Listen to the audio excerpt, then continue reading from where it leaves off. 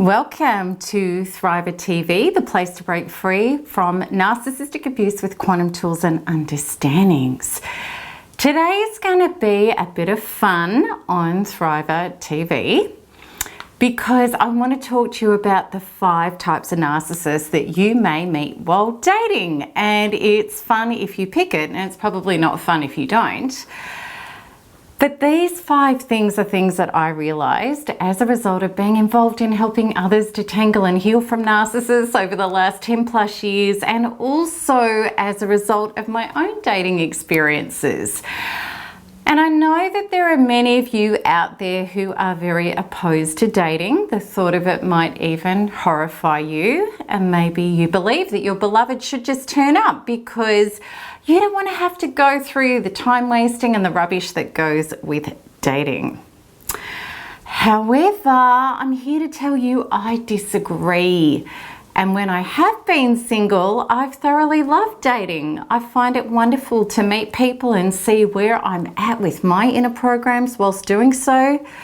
And also, people are awesome, and it's wonderful to have intellectual and stimulating conversations dating and even end up with friends and contacts, as well, of course, of having the goal of a love partner. However, this was a far cry from my previous self because when I was filled with trauma, I was terrified whilst dating about who I could or couldn't trust and men triggering my fears and wounds. And now, because I don't have these fears and wounds and because I fully trust myself to show up, I have a ball when I date. I really enjoy it. Now, even though I'm sharing 5 warning signs with you today, I really want you to know that there is absolutely no substitute for doing the inner work, period. And if we still have trauma regarding abusers and painful ex-partners that we're not emotionally reconciled over, meaning we haven't received and actualized the healing gift for ourselves that they presented us with, we can be in for a very hard time. Going through breakups is not the same as growing through them. And if we haven't done the work since, then we are likely to continually have disappointing and even abusive experiences with potential people. Or we may not meet anyone at all that we're attracted enough to even consider a relationship with. And for this reason, I can't recommend enough having a healing hiatus, known as a relationship fast, to take the time to heal and establish the most important relationship you ever can, the one you're having with yourself. In my opinion, this is when you're ready to date again, when you are no longer traumatized by past partners, when you're feeling fulfilled, happy and content in your own skin, when you have purposes and a life that fulfills you, when you no longer feel needy and lonely, when you're ready to share a life with somebody instead of trying to find somebody to get a life. Okay, if this is you, and many of you NART members have got to this stage of your personal love journey, known as mating your own soul first, this is what I believe are 5 signs of a narcissist that will be very apparent early in the dating process. And this is helpful because narcissists can be covert and charming and get through our cracks. And if one does infiltrate, it's because they are seeking to hook you in for their own agenda, regardless of whether they are after a one-night stand or a long-term relationship with you. So let's check these 5 main types out. The first one is the power broker. This narcissist is extremely overt. He or she will wear arrogance like a badge. This extremely overt narcissist suffers from an extreme lack of filter and appears not to care. They're easy to spot, yet people can get taken in by them regardless. Think of the wealthy and successful or extremely hot-looking person who uses success and or their appearance to get what they want, including hooking people in. And what you will discover is this person barely listens to you and really is not at all interested in what you have to say. They will interrupt constantly and spin the conversation back to themselves. This person has a delusional view of themselves, that there is nobody better than them, which of course is the fictitious character that they've created in their head about themselves. And the ego, understandably, is massive. Therefore, this person is going to crack quite easily if they don't receive the preferential treatment they believe they deserve. So he or she could be rude to a waiter, for example. If we get sucked in by this type of narcissist, it means that we're ticking boxes in our head and we're not concerned about somebody's character or human aspects such as compassion, kindness, and decency. And of course, a relationship with somebody like this is going to be horribly disappointing and unfulfilling. So the next type is the grandstander. And this is one step away from the overt power-broking narcissist. The grandstander is somebody who pretends to listen attentively, but you will notice that they're only listening to get some information to spin it back to being about them or someone they know. This person is a bore who doesn't ask any further questions about you, is not interested in your life or who you are as a person.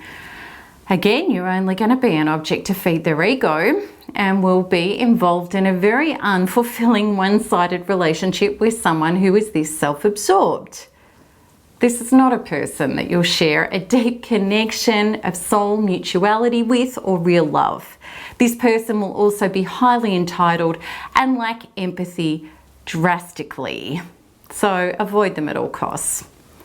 The third one is the fact finder, and here we have a more covert and higher functioning narcissist and one who is harder to detect. This narcissist seems totally interested in your life and they'll ask questions as well as additional questions whilst listening attentively. The purpose of this is to cunningly find out information about you. This person may also grant you compliments and mimic your body language to get you to trust them.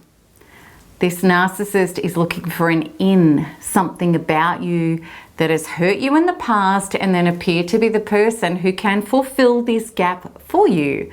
So for example, you might tell them how partners in the past have cheated on you. This narcissist then knows if they tell you convincingly that monogamy is a big value for them, they may have you hooked. It's vital when meeting people dating to be an empowered person and come across as a healthy adult looking for a partner rather than a wounded child in an adult's body subconsciously seeking a parent. Because this is a huge green light for narcissists to swoop in and claim you as their next supply. Take note that this is one of the most sneaky weapons highly malignant narcissists use, and unless you are powerful, solid and whole in your own body, then you may act like a person in a desert who just found their oasis and dive straight on in. Of course, not realizing that you've just entered treacherous waters. It's so interesting when you have a date with a narcissist and watch them try to be the fact finder and get stumped, confused and highly put off when they can't find a weakness within you. They know they can't hook you and the date ends with you saying, no, I'm not interested in another date, leaving and punching the air with excitement because you're so empowered because you didn't get sucked in. Okay, so the next one is the love bomber. If we're needy, empty and hungry for love, we may be highly susceptible to this idealistic fantasy lover who is a match made in hell, not heaven. This is the intensely charming type of narcissist. This narcissist comes on hard and heavy with proclamations of undying love. He or she will tell people they had a dream about them being their soulmate, or was told by a psychic or by God that the love of their life would look like you, etc. Why would a narcissist do this? Because they are desperate. They're very low on narcissistic supply and need to move things along very quickly. If they find a target empty enough to eat their malarkey up, they can quickly get supply. Please know, romantic books, fairy tales and movies have not done us many favours. Yes, we all know of the healthy love at first sight, quick hookup stories. Occasionally they exist. But if you're in this community watching this video, it's because you have had serious abuse programs and patterns to heal, more than likely, and you've suffered painfully in relationships. Therefore, you would be as safe as getting into a relationship like this as you would be jumping off a cliff. We all need to grow up, be adults, and realize that healthy people don't do instant relationships and love bombing. They take their time to get to know people. They ascertain people's character, values, and life before letting them into their hearts, homes, bodies, and souls. If someone acts like this with you, then surely they're not healthy, and neither are you if you accept this version of fickle, manipulative love. So the last of the 5 is the boundary pusher. When you start dating someone, you must retain your boundaries. If you have your own identity in life, this wouldn't be hard to do because this is already your life.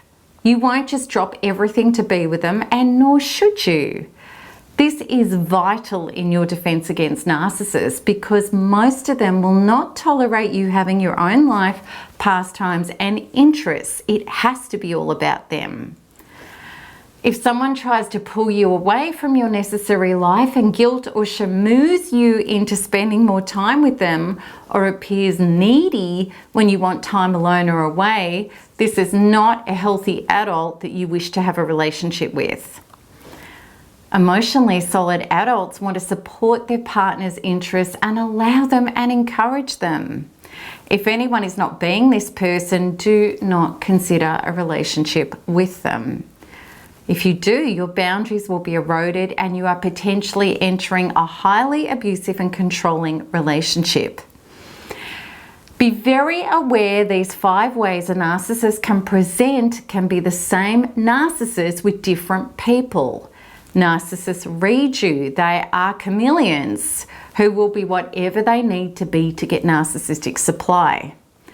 Therefore, I hope that you understand how your fullness, self-love and respect and boundaries are everything. This is about your inner healing and development. Because if you haven't done the inner work, even though you may recognize some of these things, you may say to yourself, I'll just let it go for a little while to see before I say something. Or I'm not sure he or she is really doing that. I'll give them some more time to decide. Or you'll make other excuses. By which time it's far too late. You could be hooked and signed up for more narcissistic abuse in your life.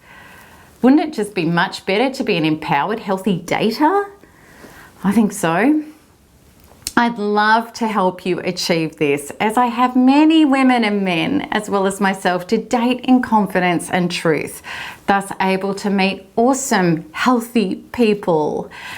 And the first step is to sign up to my 16-day free course, which includes a ton of free resources, as well as a workshop with me where you will experience the subconscious healing super tool, Quantum Freedom Healing, which fast tracks healing from abuse more than anything I know.